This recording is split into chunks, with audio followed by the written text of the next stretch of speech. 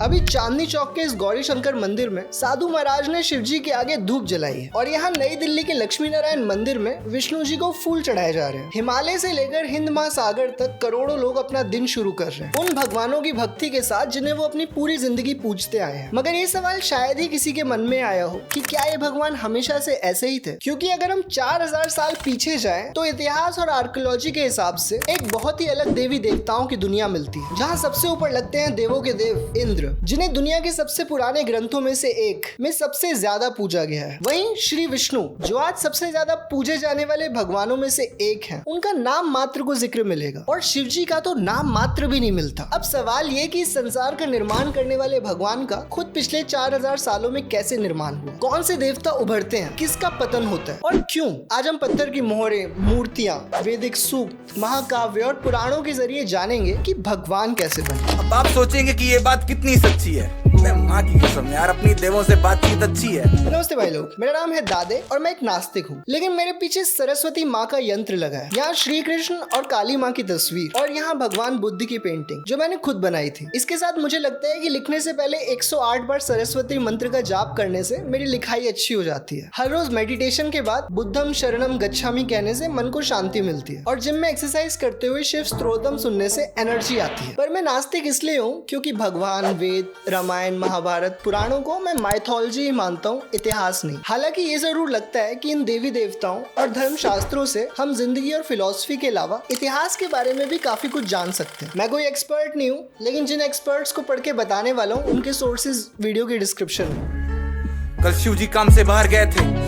ऋग्वेद संस्कृत का सबसे प्राचीन ग्रंथ है। स्कॉलर्स के मुताबिक जिसकी रचना 3-3.5 साल पहले हुई थी। इसमें 1028 सूक्त हैं। इंद्र के लिए 250, अग्नि के लिए 200 से ज्यादा, यानी लगभग आधे सूक्त तो सिर्फ इन दोनों भगवानों को समर्पित है और देवों के देव महादेव शिव जी को एक भी नहीं, मतलब कम से कम इस नाम से नहीं। कुछ इंटरेस्टिंग है, ऋग्वेद में एक रुद्र नाम के भगवान है जिन्हें स्कॉलर्स शिव जी के पूर्वज मानते हैं। रुद्र पर सिर्फ 3 सूक्त है और करीब 75 बार उनके बारे में बात की गई है। शिव भक्त कहेंगे ये कोई पूर्वज नहीं, शिव ही है। लेकिन वेदों के रुद्र और हमारे भोले बाबा में फर्क है। जैसे रुद्र सबसे अलग तो रहते हैं, लेकिन पहाड़ों में नहीं, जंगल और शमशानों में घूमते हैं। वो तूफान, बिजली और बीमारी से जुड़े हैं। उनका आयुध तीर है जो मौत और उपचार ला सकता है, मगर त्रिशूल का जिक्र नहीं है। वैदिक लोग रुद्र से उस तरह प्रेम नहीं करते जैसे उन्हें इंद्र से था। वो रुद्र से डरते हैं। उनकी प्रार्थना भी ऐसे करते हैं कि भगवान प्लीज हमारा कुछ मत बिगाड़ना। लेकिन ऋग्वेद के बाद रचे गए यजुर्वेद और अथर्ववेद तक पहुंचते पहुंचते रुद्र के साथ कुछ अजीब होने लगता है। उन्हें नए नाम मिलने लगे। रुद्र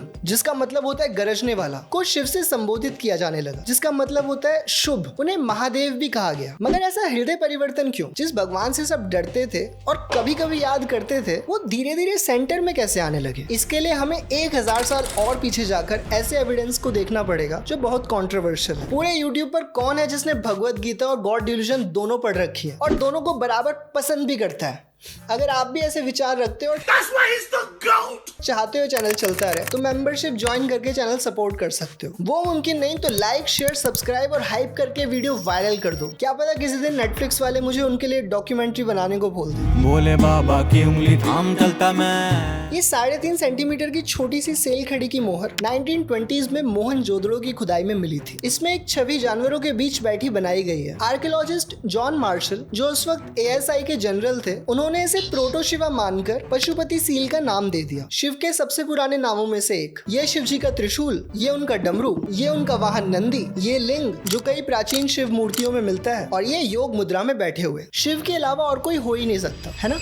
मगर एक दिक्कत है, इस मोहर के ऊपर सिंधु लिपि में कुछ लिखा है जिसे हम आज तक पढ़ नहीं पाए हैं। दूसरे स्कॉलर्स का मानना है कि हम उन्हें आज की नजर से देखकर अपने रूप में ढालने की कोशिश कर रहे हैं। जैसे त्रिशूल नहीं, सींगों का मुकुट लग रहा है। ये डमरू नहीं, बैठने का आसन हो सकता है। ये नंदीगम और जंगली भैंसे जैसा जाता है। और पुराने आर्टिस्ट ने योगा की मुद्रा के बजाय साधारण सी पालती मारते हुए दिखाने की कोशिश की होगी, जो उससे बन नहीं पाई। बहुत हाई फाई कलाकार तो लगता नहीं कि सब कुछ एकदम रियलिस्टिक बना पाता। हिस्टोरियन ऑड्री ट्रस्की ने इसे प्रोटो एलामाइट सील बताया। इलाम ईरान और इराक के पास एक जगह है जहाँ ऐसी बैठे हुए सांड की मूर्ति मिली है। इसके बाद बहुत बवाल शुरू हो गया। मुझे लगता है हम पक्के दावों के बजाय सिर्फ अंदाजा ही लगा सकते हैं। पता नहीं, बहुत सारे रीति रिवाज और प्रतीक जो हम रुद्र और बाद में शिवजी से जोड़ते हैं वो वैदिक काल से भी पुरानी सिंधु सभ्यता के रहे होंगे। जैसे हमें इस मोहर के अलावा शिवलिंग जैसी वस्तुएं भी मिली हैं खुदाई में। समय में आगे बढ़कर श्वेताश्वतर उपनिषद पर पहुंचते हैं करीब 2500 साल पहले। अब रुद्र शिवा एक डरावने जंगल के देवता मात्र नहीं रह गए, उन्हें समस्त अस्तित्व का आधार बताया जाता है। यहाँ वो ही एक है जिससे समस्त ब्रह्मांड निकलता और जिसमें समाता है। कुछ ही सदियों में काफी ज्यादा तरक्की है। सिर्फ 3 सूक्तों वाले देवता से परम सत्य बन जाते हैं। इतिहासकारों का मानना है कि जब वैदिक संस्कृति फैली तो उसने अनेक अलग अलग परंपराओं को अपने अंदर शामिल कर लिया। जैसे पर्वत पूजने वाले, लिंग की पूजा करने वाले, अघोरी साधु, ये सब वेदों के रुद्र से मिलने पर शैव धर्म में तब्दील हो जाते हैं। इसलिए जब हम शिव पुराण तक पहुंचते हैं जो कई सदियों में लिखा गया, वहाँ आपको शिव एक साथ दो रूपों में दिखेंगे। वो विनाशक भी है और पोषक भी, एक कठोर तपस्वी भी और बाल बच्चे वाले गृहस्थ भी। सबको अपने अंदर समा लिया। पर अगर शंकर भगवान ऊपर चढ़ रहे थे तो उनका क्या जो ओरिजिनल देवों के देव थे, सब पर राज करने वाले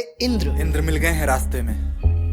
आज सोमरस जैसे गोदी मीडिया के लिए मोदी जी हैं, मेरा लिविंग गॉड है वो, वैसे ही ऋग्वेद के लिए इंद्र ही सब कुछ है। वो बरसात और बिजली के भगवान हैं, वज्र धारक हैं और वृत्र नाम के ड्रैगन का संहार करने वाले भी। पूरी दुनिया में इस तरह की कहानियां मिलती हैं। एक नायक जो ड्रैगन को मारकर सब कुछ ठीक कर देता है। वैदिक दुनिया के वो हीरो इंद्र थे। वृत्र नाम के राक्षस ने सारी दुनिया का पानी रोककर धरती को सुखा दिया था। इंद्र भगवान ने उसे मारकर नदियों में पानी, धरती पर जीवन ला दिया। उन्हें सोमा पीने का शौक है। युद्ध में जाने से पहले विशाल और शक्तिशाली हो जाते हैं। जरूरत पड़ने पर ये भगवान तुम्हारे लिए खुद युद्ध में भी उतर जाएंगे। पशु चराने वाले हमारे खानाबदोश पूर्वजों को बहुत जरूरत पड़ती थी उनकी। बारिश के लिए, लड़ाई में जीतने के लिए इंद्र ऑब्वियस चॉइस थे, देवों के राजा के रूप में। मगर सदियां बीतने के साथ जरूरतें बदलती हैं। सबसे पहले खेती। जैसे जैसे वैदिक सभ्यता बसने लगी, खेती शुरू होने लगती है। इकोनॉमी पशुपालन से खेती की तरफ बढ़ने लगती है। बारिश अभी भी जरूरी थी, लेकिन बरसात और युद्ध में जीतने के अलावा आदमी कुछ और भी चाह रहा था। जैसे इस संसार के रहस्य को जानना, इस जीवन मरण के चक्र से बाहर निकलना। और सोमा पीने वाले, जंगे जीतने वाले इंद्र उनकी इस काम में मदद नहीं कर पा रहे थे। दूसरा जिसे हम कह सकते हैं छवि खराब किया जाना। वेदों के बाद के धार्मिक ग्रंथ जैसे रामायण, महाभारत और फिर पुराणों में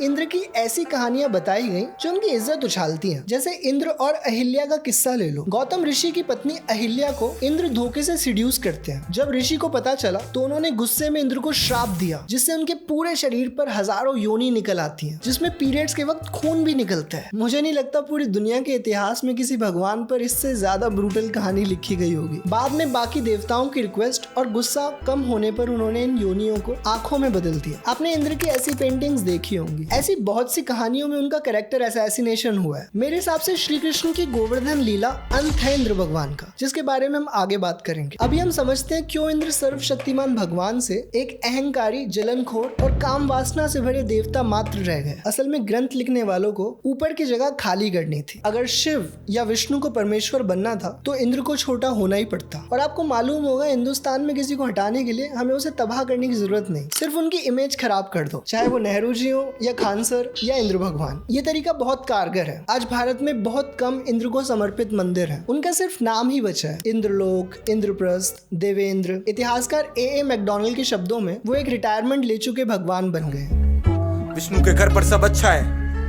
ऋग्वेद में विष्णु जी 5 सूक्तों में आते हैं। वो सूर्य, आकाश और अंतरिक्ष से जुड़े देवता हैं। दयालु भी हैं। उनका सबसे मशहूर कारनामा है त्रिविक्रम, यानी 3 कदमों में धरती, आकाश और स्वर्ग पार करने का। वो इंद्र के साथी हैं। उन्हें उपेंद्र यानी इंद्र के छोटे भाई के नाम से भी संबोधित किया गया है। लेकिन यहाँ से चलकर वो 1 अरब लोगों के सबसे बड़े भगवानों में से एक कैसे बन गए? इसका तरीका काफी यूनिक लेकिन उतना सरप्राइजिंग भी नहीं है। विष्णु जी दूसरे भगवानों को खुद में समाहित करते हुए बढ़ते चले गए, जिसमें सबसे मेन और शुरुआत में थे भगवान नारायण। षटपथ ब्राह्मण और महाभारत में नारायण एक अहम देवता है। परमेश्वर के रूप में आते हैं, विशाल समुद्र में लेटे हुए अपनी ही रचना के सामने। वेदों के विष्णु जी से अलग, जो आकाश और सूर्य के देवता है, समुद्र के नहीं। नारायण भगवान की अपनी परंपरा थी, अपने भक्त थे, अपना अलग काम था संसार में। मगर एक पॉइंट पर आकर करीब 2200-2400 साल पहले ये दोनों परंपराएं आपस में मिलने लगी। विष्णु नारायण मिलकर एक भगवान बन जाते हैं, त्रिविक्रमी और समुद्र में लेटने वाला। सदियां गुजरने के साथ ये समाहित करने का सिलसिला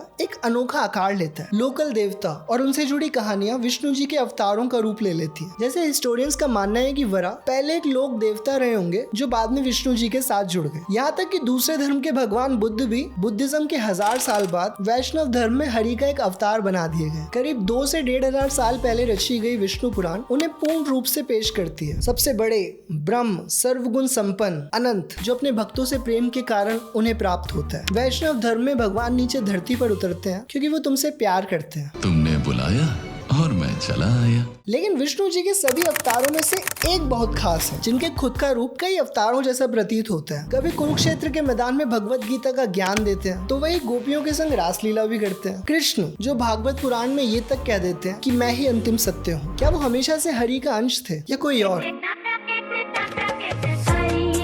113 BC में यूनान का एक आदमी आज के मध्य प्रदेश में एक स्टोन पिलर खड़ा करवाता है। उसका नाम था हीलियोडोरस। हीलियोडोरस को विदिशा शहर में राजा शुंगभद्र के दरबार में भेजा गया था। यहाँ जो उसने स्तंभ बनवाया है उस पर ब्राह्मी में काफी इंटरेस्टिंग चीज लिखी है। हीलियोडोरस खुद को भागवत कहता है, यानी भगवान वासुदेव का भक्त। यहाँ उसका एक कोट भी लिखा है जो महाभारत के श्लोक से मिलता है। ये शिलालेख कई वजहों से अद्भुत है। पहला ये कि 113 BC में वासुदेव जी की पूजा हो रही थी, जो श्री कृष्ण के नामों में से एक है, जो उनके पिता का नाम भी था। और तब तक ये धर्म इतना बड़ा रूप ले चुका था कि दूसरे राज्य का यूनानी राजदूत भी घर वापसी कर लेता है।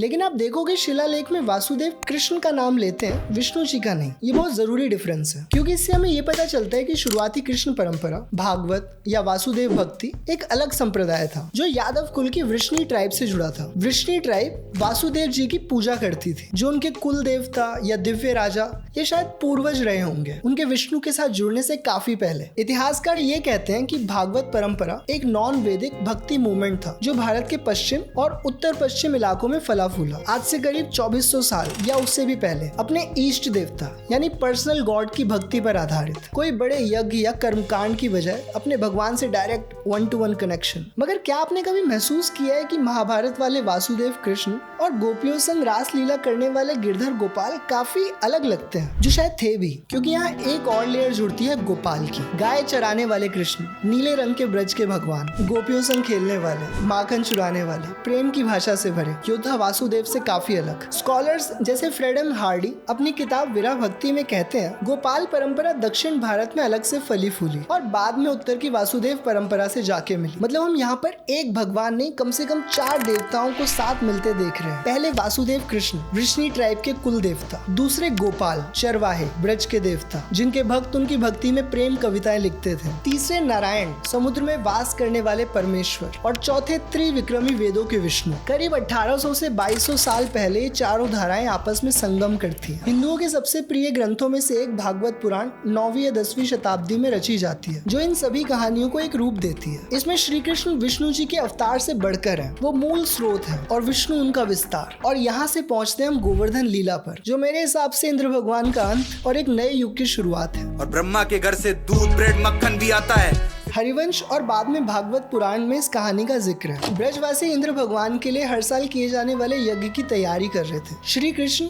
जो अभी छोटे ही थे, वो सवाल उठाते हैं इस पूजा पर। ये इंद्र हमारा क्या करता है बाबा? उनका कहना था कि देवराज इंद्र से ज्यादा तो हमारे जीवन में काम ये पशु, ये जंगल, ये गोवर्धन पर्वत आते हैं, हमें इनकी पूजा करनी चाहिए। ब्रजवासियों को ये बात ठीक लगी और उन्होंने इंद्र की बजाय गोवर्धन की पूजा शुरू कर दी। इंद्र इससे नाराज हो गए और गाँव पर भारी बरसात और तूफान ला दिया। तब श्री कृष्ण अपनी छोटी उंगली पर गोवर्धन पर्वत को उठाकर सारे गाँव वालों को बारिश से बचा लेते हैं। 7 दिन तक भारी बरसात के बाद इंद्र को अपनी गलती का एहसास हुआ। वो श्री कृष्ण से माफी मांगने आए और तब से गोवर्धन की पूजा होने लगी। मेरी एक परेशानी है कहानी के साथ। आपको याद है हमने इंद्र भगवान की वृत्र को मारने की कहानी के बारे में बात की थी। वृत्र का संहार करने के बाद उन्होंने वो राक्षस जिस पहाड़ पर रहता था उसे तोड़कर पानी का रास्ता खोला था। तो फिर यहाँ उन्होंने गोवर्धन पर्वत के साथ ऐसा कुछ क्यों नहीं किया? गोवर्धन लीला के बहुत सारे धार्मिक एक्सप्लेनेशन दिए दिए जाते हैं, लेकिन एक घोर अधर्मी, नासमझ और नास्तिक होने के कारण उन्हें मुझे कभी सेटिस्फाई नहीं किया। मगर कुछ इतिहासकारों के नजरिए से देखने पर यह कहानी मेरे लिए सेंस बनाने लगी। स्कॉलर्स जैसे एल्फ हिल्टेबिटल मानते हैं ये कहानी वैदिक यज्ञ कर्म कांडों के पतन और नए धार्मिक विचार के उदय के बारे में है। पुराणों की परंपरा अक्सर पुराने देवी देवताओं को मिटाने के बजाय उन्हें नए क्रम में नीचे का स्थान दे देती है। इसलिए इंद्र का अंत नहीं होता, वो देवराज ही हैं, लेकिन श्री कृष्ण को अपने से श्रेष्ठ मानते हैं। भारत की ये परंपरा है कि हम नया अपनाने पर पुराना फेंकते नहीं, जैसे बैलगाड़ी पर जाता हुआ सैटेलाइट। फिर हमारा धर्म कैसे अलग हो सकता है? हमारी हिंदी की आरतियां 200 साल से ज्यादा पुरानी नहीं, रामचरितमानस और हनुमान चालीसा 400, लेकिन पूजा के वक्त 3500 साल पुराने संस्कृत के श्लोक जैसे गायत्री मंत्र भी गाए जाते हैं। ये वीडियो देखकर मेरा दिल बहुत खुश होता है। इन आंटी अंकल को लगा कि ये लबूबू डॉल कोई चाइनीज भगवान है, तो आंटी ने उसकी आरती करवा दी और अंकल ने पैर भी छू लिया। हमें इसमें कोई हैरानी नहीं होती, ये हमारे लिए बड़ी स्वाभाविक सी बात है, लेकिन बाकी रिलीजन के लोगों को होती है, क्योंकि उनके लिए सिर्फ उनका भगवान सही है, बाकी सब गलत है। उनके नए मजहबों ने आकर पुराने वालों को तबाह कर दिया, तो चाहे यूरोप हो या अरब। लेकिन उसके बारे में हम फिर कभी बात करेंगे। जिसे देखने के लिए चैनल सब्सक्राइब कर दो और गाली और भगवान के बीच का कनेक्शन जानने के लिए ये वीडियो देखो। क्योंकि बचे हैं थोड़े दिन और गुजारने